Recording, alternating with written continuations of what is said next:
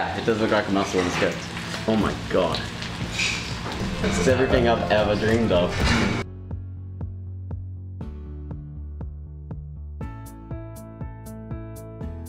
한겨울의 대표적인 보양식은 무엇이 있을까요? 네, 그렇죠. 바다의 우유라고도 불리는 바로 굴이죠. 굴은 세계적으로 많이 찾는 건강식입니다. 과거 석기시대의 유적에서도 굴 껍데기가 무더기로 발견되곤 했었죠. 모두가 아는 과거 유명인들도 굴을 매우 좋아했는데요. 희대의 정력가로 알려진 카사노바는 자신의 정력 비결이 굴이라고 말했으며 아침에 목욕하고 나서 하인이 가져다주는 굴을 50개씩 까먹었다고 합니다. 나폴레옹은 전장에서도 끊임없이 굴을 먹었고 아이젠하워도 굴을 무척이나 좋아해 진급 때마다 굴 상자를 선물 받았다고 하네요. 클레오파트라 또한 굴에 있는 멜라닌 색소를 분해하는 성분과 비타민 A가 풍부하게 함유돼 살결을 희고 곱게 만들어줘 자주 즐겨 먹었다고 전해집니다. 석화는 회로 먹으면 최고이고 무침이 그 다음이며 젓갈을 담그는 게 그 다음이고 굴전을 부치는 게 젓갈에 못 미치며 국을 끓여 먹는 게 가장 못하다 라고 조선의 문장가 이옥의 말로써 우리 조상님들의 굴사랑도 엿볼 수 있습니다. 예나 지금이나 신선한 굴은 역시 회로 먹는 게 제일 맛있나 보네요. 이처럼 굴은 오랜 세월 동안 동서양을 막론하고 많은 사람에게 사랑을 받아왔습니다.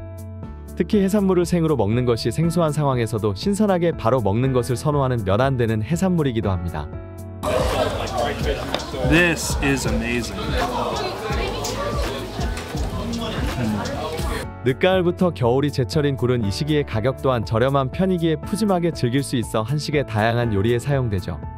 굴이 들어가는 대표적인 한식으로는 굴무침, 굴전, 굴밥, 굴국, 굴찜, 굴국밥 등 다양하며 호불호가 조금 갈리긴 하지만 김치에도 굴이 들어가 신선함과 청량함을 더하기도 합니다. 굴은 다른 어패류에 비해 탄수화물이 많은데 주성분이 글리코겐입니다. 특히 제철 굴은 글리코겐과 타우린, X분의 양이 많은데요. 효과적인 에너지원인 글리코겐은 열량으로 쉽게 변환되며 소화 흡수가 잘 됩니다.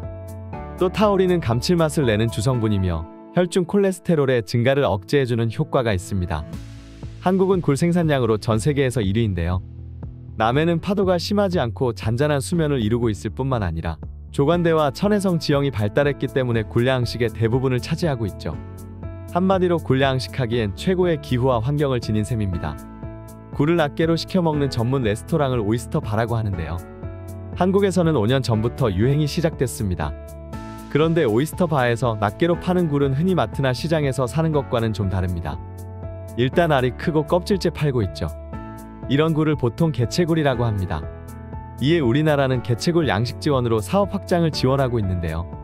개체굴은 일반 굴보다 크기가 크고 맛이 좋아 굴 전문점인 오이스터 바, 고급 레스토랑, 그리고 호텔 등에서 주로 소비되며 고가로 납품되고 있어 일반 굴에 비해 부가가치가 높은 편이라고 합니다. 또한 양식 방식도 기존 방식보다 부표를 훨씬 적게 사용할 수 있어 훨씬 친환경적이기도 합니다. 유럽에서 즐기는 고급 개체굴은 우리나라에서 수출한 개체라고 하네요. 이처럼 우리나라에서는 쉽게 접할 수 있는 굴이지만 외국에서 고급 음식 재료로서 평가받고 있는데요. 그래서 외국인들, 특히 유럽 사람들이 한국을 방문하면 저렴한 굴을 보고 너무 반가워합니다. 비정상회담에 출연하여 얼굴을 알린 이탈리아 출신의 방송인 알베르토 몬디 또한 한국에 와서 문화 충격받았던 이야기를 했었는데요. 유럽에서 6개에 8만원가량 하는 굴이 한국에선 굴밥, 굴국밥 등의 메뉴로 매우 저렴하게 판매하고 있었기 때문입니다. 알베르토는 우선 이탈리아에서는 특별한 날이나 큰맘을 먹었을 때나 먹을 수 있는 음식이며 20살 이전에는 굴을 먹을 수 없을 정도로 고급 음식이라고 언급한 바 있습니다. 이탈리아에선 껍질을 열어서 2개만 까먹어도 10,000원 이상을 고스란히 지불해야 하므로 수상시장에서 굴 까면서 그냥 아무렇지 않게 먹는 아줌마를 보고 경악했었다고 하네요. 유럽 출신 셰프들에게 수산시장이나 마트에서의 굴값을 보면 열의 9은 장난이나 사기라고 생각하는 경우가 많다고 합니다. 한 외국인 유튜브에서도 한국의 굴 음식에 대해 매우 놀라 영상을 업로드하기도 했는데요. 이탈리아에서 한국으로 친구를 만나기 위해 방문한 레오는 처음 한국에 오자마자 걱정한 게 바로 음식이었다고 합니다. 평소 입맛이 까다로웠던 레오는 해외 출장마다 음식과 물로 인해 많은 곤욕을 치르기도 했었습니다. 처음 한국 친구를 만나 이동한 곳이 바로 굴요리 전문점이었는데요. 이곳에서 신선한 굴 요리와 각종 회를 맛볼 수 있었습니다. 맛 또한 자국에서 먹던 것보다 더 맛있었고 생굴뿐만 아니라 굴로 다양한 요리를 대접받자 이내 기절하기 직전이었는데요. 특히 굴버터구이에 매료되기 시작했습니다. 하지만 맛있게 먹던 도중 이내 걱정이 되기 시작했습니다. 아무리 오랜만에 만난 친구를 대접한다 해도 고급 식자재인 굴을 이렇게나 많이 먹게 되면 그 비용이 만만치 않을 거라 생각했기 때문이지요.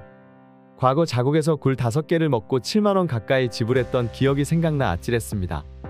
하지만 한국인 친구는 웃으며 걱정할 필요가 없다고 했는데요. 이렇게나 많이 먹고도 몇만 원 이내였었기 때문이죠. 어떻게 한국의 굴은 이렇게 맛있고도 저렴할 수 있는지 이해할 수 없었지만 잠시 걱정이 사라진 레오는 말 그대로 굴 요리를 폭풍 흡입하기 시작했습니다. 일주일간의 한국 여행을 마친 레오는 귀국 전에도 마지막 식사로 굴 요리를 먹고 돌아갔다고 하네요. 외국인들의 반응으로는 유럽에서는 굴이 정말 비싸. 4명 이상 외식하면 거의 30만 원이 나오거든. 내가 제일 좋아하는 해산물인데 한국에선 이렇게 싸게 먹을 수 있다니. 굴 너무 좋아하는데 당장 한국행 비행기 티켓을 끊고 싶다. 등의 반응을 보였습니다. 하지만 굴 껍데기는 적절한 처리 방법이 없어서 환경 문제로 떠오르기도 했는데요. 현재는 지속적인 연구를 통해 제철소에서 사용하거나 화장품 재료 또는 비료사료 매립지, 성토제 등으로 재활용하고 있습니다. 이렇게 맛있는 굴도 조심해야 할 게 있는데요. 바로 노로바이러스입니다. 쪄먹거나 구워 먹으면 100% 안전합니다만 생굴을 씹을 때 입안 가득 느낄 수 있는 향긋하고 풍성한 느낌은 나기 힘들죠. 국가에서 굴 양식 지정 해역으로 정한 깨끗한 바다에서 양식을 해도 노로바이러스에 노출될 수밖에 없다고 하네요. 면역력이 약한 임산부나 노약자, 당뇨병 환자들에게는 치명적일 수 있습니다. 맛있는 굴도 좋지만 항상 건강에 유의하여 드시는 게 중요할 것 같네요. 여러분들의 의견은 어떠신가요? 댓글로 소중한 의견을 나눠주세요. 구독과 좋아요는 제작에 큰 도움이 됩니다. 시청해주셔서 감사합니다.